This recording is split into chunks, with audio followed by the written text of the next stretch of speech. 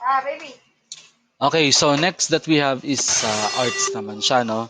So sa arts natin, dito po tayo sa Unit 2, Lesson 1, Renaissance Artworks and Artists.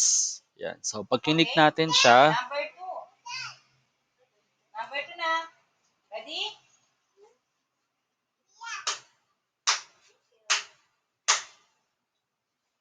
ayan, wait Binibig lang, mo pa ba? loading.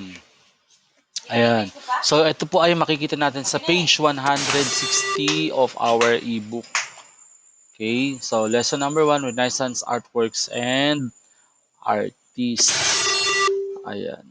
So kung mapapansin nyo, so meron tayo diyang famous painting which is yung kay Mona Lisa, The Marriage of the Virgin, at saka yung The Descent from the Cross. Yan. So ilan lang yan sa mga Okay, pinakakilala. number 3. Eh, ang sculpture naman na kilala during Okay na, number Renaissance 3. period is yung Okay, number Pieta, 3. tsaka yung Statue of Number David. 3. Ayan, yung nakikita nyo. Yung architecture naman, kung mapapansin nyo, ayan, so ito yung pinakasikat doon, is the Tempieto, at saka yung Santa Maria delle Grazie, or Holy Mary of Grace. Yan, na matatagpuan sa Italy. So very basic lang po ang inyong gagawin. Number 3. So you have to draw a portrait of yourself, your parents, or a Okay. friend, or your favorite artist. So, pwedeng Oslo paper, pwedeng bond Monitor. paper. Teris, tingnan yung monitor Yan. mo. Teris. So, the model Teris. picture. So, pwedeng sarili nyo, yung sa parents nga ninyo, sa kaibigan nyo, kaya favorite artist nyo. Natulog siya. Okay. Number 4. Number 4 na, Okay, listen.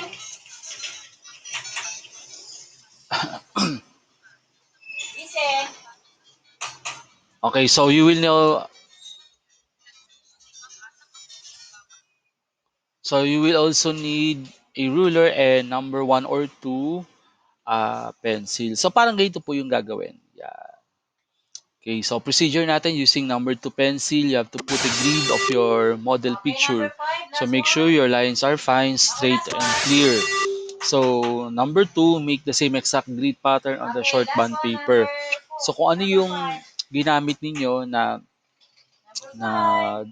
na picture, na nilagay nyo siya ng mga grids and lines, so yun din yung parang pinaka-pattern niyo dun sa bond paper niyo o kaya sa Number Oslo 5 ah. paper niyo, okay? So, lalagyan lang ng letters A to H, if ever, kung saan siya aabot. And then, numbers 1 to 10, no? Po. Pababa. Okay, kung saan din siya Number 4. aabot.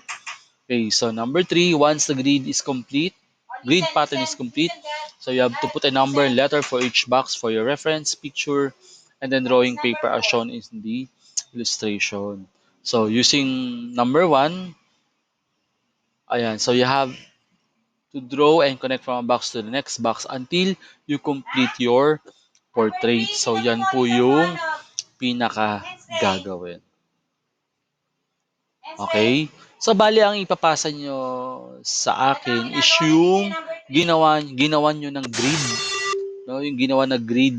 Para at least ma-identify ko I snap saan, my fingers. saan dito yung A to H nyo or A to I or A to J, whatever. Yan. Tapos, syempre, yung actual output ay sasend nyo rin sa akin via personal messenger. Okay And na? then yung actual na talagang ginawa ay sa Friday Kasi hindi ko ibibigay. Okay? naka-twin eh. Iiwanan na yung grid, Twin no, nila. yung picture na nilagyan ng grid. Okay? Wednesday. So yun po yun. So that will be for our arts. Okay? Page 100 Ay, so, until page 163. 63. ayan, send na mo. Ayan. So Mag-snap yun kasi lang DJ po ng siya. finger. Okay?